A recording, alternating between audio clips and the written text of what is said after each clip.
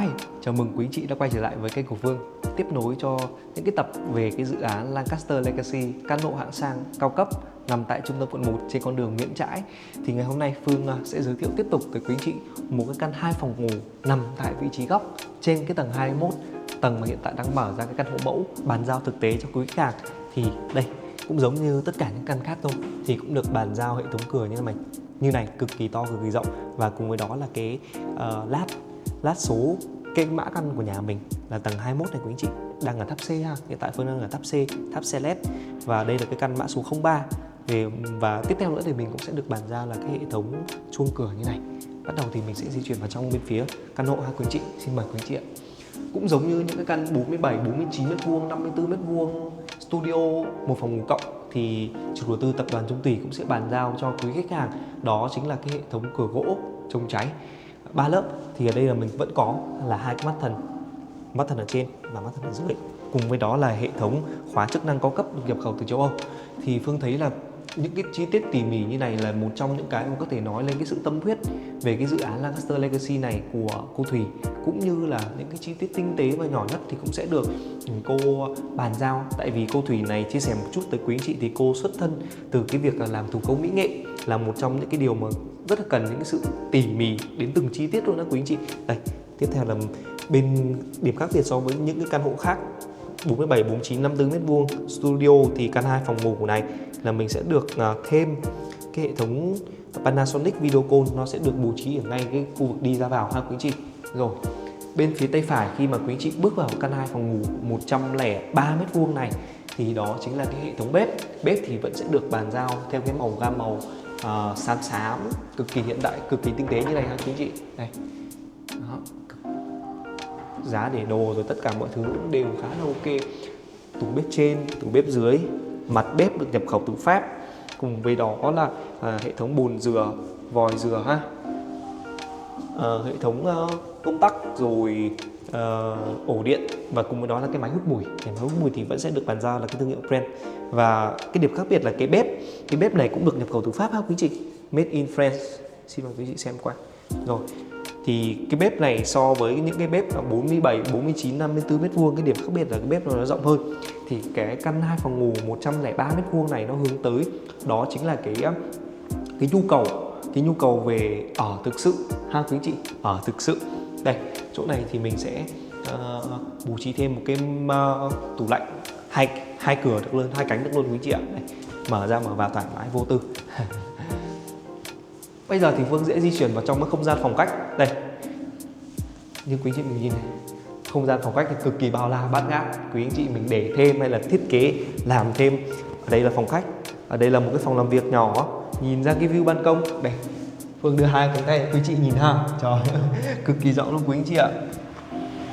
Cái cửa này Phương mở ra mà còn cảm thấy nó rất là nặng luôn, là chứng tỏ cho cái sự cách âm, rồi cái sự chi tiết đến từng những cái điều nhỏ nhất.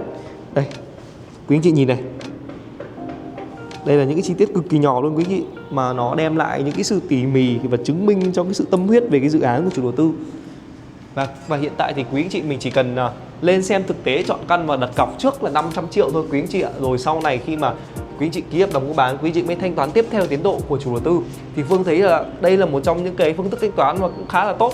Và trong cái giai đoạn này quý anh chị có thể chọn được những cái căn mà ưng ý nhất, đặc biệt là cái căn này. Căn này là căn 2 phòng ngủ nằm tại vị trí góc và có cái tầm nhìn view cực kỳ bao la bát ngát luôn. Đây, quý anh chị mời cameraman lùi lại một chút xíu để quý anh chị mình có thể nhìn thấy là cái chiều dài của cái ban công này của mình ha. Đây, chiều dài và Phương đang đứng đây ha quý anh chị, cực kỳ dài, cực kỳ rộng luôn. Và đó chính là cái tầm view. Bên kia thì chính là cái khách sạn là Nico Hotel Nico Sài Gòn ở kìa quý anh chị.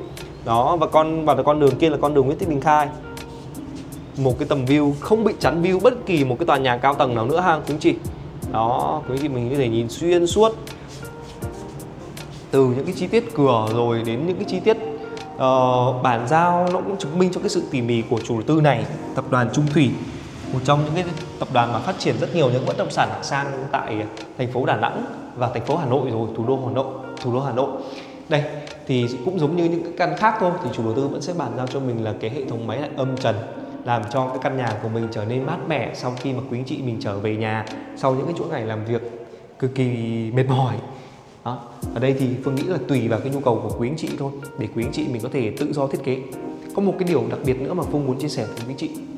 Đây, quý chị nhìn thấy cái tường mà nó được thiết kế âm vào như này, theo quý chị là để làm gì ạ? Cái này là bên phía tập đoàn Trung Thủy bố trí sẵn cho mình là có thể đập thông tường từ cái căn 2 phòng ngủ này. Quý chị có thể đập thông tường thông qua một căn nữa, và cái căn bên cạnh của căn 2 phòng ngủ 103 m² này thì đó chính là căn studio 47 m². Thì thành ra là cái căn của mình sẽ rộng lên tới là gần 150 m² quý anh chị ạ. Thì Phương thấy là nó cũng khá là hợp lý và khá là thuận tiện ha. Rồi, bây giờ thì Phương sẽ mời quý chị mình di chuyển tiếp theo vào không gian công năng tiếp theo của căn 2 phòng ngủ này ha. Đây là cái phòng ngủ đầu tiên. Cái phòng ngủ này thì nó khác so với cái chỗ phòng khách ở cái điểm đó chính là cái bàn giao. Cái bàn giao của mình ở trong phòng ngủ thì sẽ là bàn giao sàn gỗ như này ha quý chị, sàn gỗ. Rồi, đây là hệ thống cửa gỗ. Và cái điều đặc biệt nữa khác so với những căn studio là chủ đầu tư bàn giao thêm cho mình, đó chính là hệ thống tủ quần áo. Wow, đó. Đây, những cái chi tiết này là những chi tiết cực kỳ nhỏ luôn quý chị mà cực kỳ đẹp.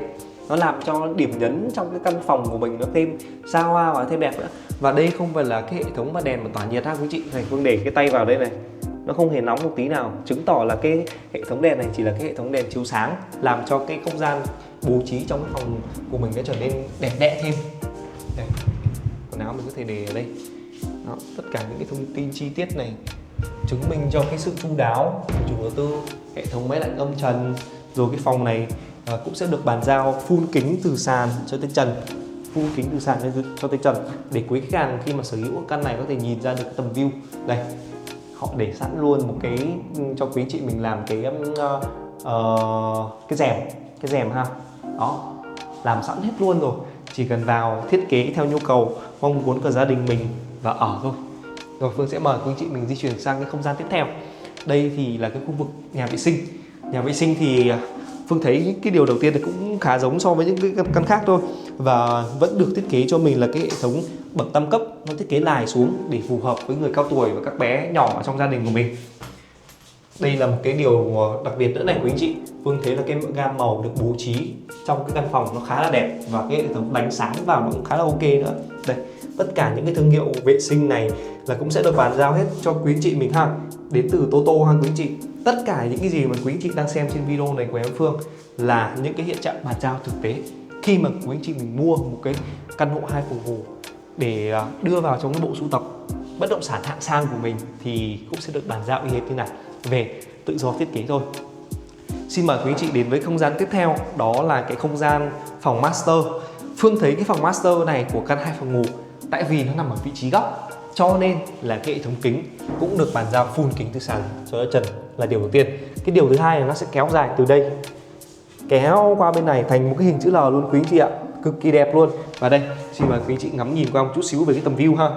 Đây, wow, thật là tuyệt vời đúng không quý anh chị? Nhìn ra được cái tầm view này là Phương cũng mê rồi. Rồi, đó là tất tần tật về những cái công năng sử dụng của căn 2 phòng ngủ này. Nhưng chưa hết thưa quý anh chị, chưa hết. Căn 2 phòng ngủ này có cái điều gì đặc biệt? Đây, điều đặc biệt nằm ở đây thưa quý anh chị. Đây chính là một cái điều đặc biệt mà chủ đầu tư tập đoàn Trung Thủy này mang tới cho khách hàng bàn giao cái căn hộ 2 phòng ngủ. Đó chính là cái không gian này. Cái không gian này là chủ đầu tư họ sẽ không làm tường và không làm cửa lại để quý anh chị mình có thể tự do thiết kế, nhưng mà vẫn có những hệ thống máy lạnh, vẫn có đầy đủ hệ thống đèn điện. Thì Phương nghĩ rằng là cái phòng này quý anh chị mình có thể làm thêm thành một cái phòng nghệ thuật, theo cái công năng làm việc của gia đình của mình, hoặc là quý anh chị mình có thể để cho các cô bên phía giúp việc thì các cô có thể tận dụng cái không gian này để mà sinh hoạt khi mà đỡ phải đi di chuyển về nhà hay là sao đó. Cái này thì Phương nghĩ là tùy vào cái nhu cầu của mỗi gia chủ thôi, thì sẽ thiết kế làm sao cho nó đẹp. Nhưng mà một cái không gian hình chữ L như này của một cái căn 2 phòng ngủ mà chủ đầu tư tận dụng như này là cực kỳ tinh tế và cực kỳ tỉ mỉ. Tôi xin lỗi. Đây là cái không gian đi ra lô ra ha quý anh chị. Đó, thì cái không gian mở đó là sẽ trực tiếp đi ra cái không gian lô ra này, và mình sẽ làm thêm những cái hệ thống về phơi đồ, phơi quần áo. Ở đây thì Phương thấy là chủ đầu tư họ làm thêm một cái họ để sẵn cho khách hàng một cái khoảng trống. Khoảng trống này thì để khoảng trống ở trong những cái len tường như này để làm sao mà ai mà có cái nhu cầu á là muốn làm những hệ thống dòng dọc mà phơi đồ á Ví dụ là như nhà Phương á, như nhà Phương thì nhà Phương làm một cái hệ thống dòng dọc ở đây, mình kéo lên như này, và tự động những cái dây đấy nó sẽ kéo xuống, và quý anh chị mình phơi đồ lên ở đây. Thì đó là một cái điều Phương thấy cực kỳ tâm lý luôn ha quý anh chị, rất là tâm lý. Họ làm sẵn những cái chi tiết nhỏ đến từng những cái giai đoạn như này là chứng tỏ là chủ đầu tư chung thủy này họ rất là hướng tới cái không gian sống của khách hàng. Rồi Phương sẽ đóng tạm cửa này lại ha. Vâng, và như vậy là Phương cũng đã đưa quý chị mình đi hết một vòng tham quan thực tế cái căn hộ bàn giao hiện trạng 2 phòng ngủ 103 m², cùng với đó là không gian mở lô ra ở bên cạnh về cái dự án Lancaster Legacy đặt tại trung tâm quận Nhất, căn hộ siêu hạng sang này.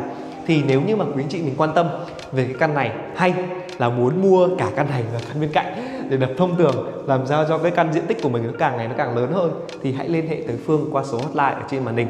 Thì Phương sẽ cung cấp những cái thông tin chi tiết nhất, cùng với đó là giá bán chi tiết của căn này hiện tại đang dao động khoảng cỡ 250 triệu mét vuông, đã đầy đủ những cái chương trình cho quý anh chị rồi. Thì hãy liên hệ tới Phương để biết thêm thật nhiều những thông tin chi tiết, phương thức tính toán, hay là đặt một cái lịch đi tham quan thực tế căn hộ. Và đừng quên để lại cho Phương một like, một đăng ký kênh, một bình luận, cũng như là đặt một cái lịch hẹn sớm nhất để đi tham quan thực tế. Xin cảm ơn quý chị đã xem video và cùng đón chờ những tập tiếp theo của dự án Lancaster Legacy này nhé.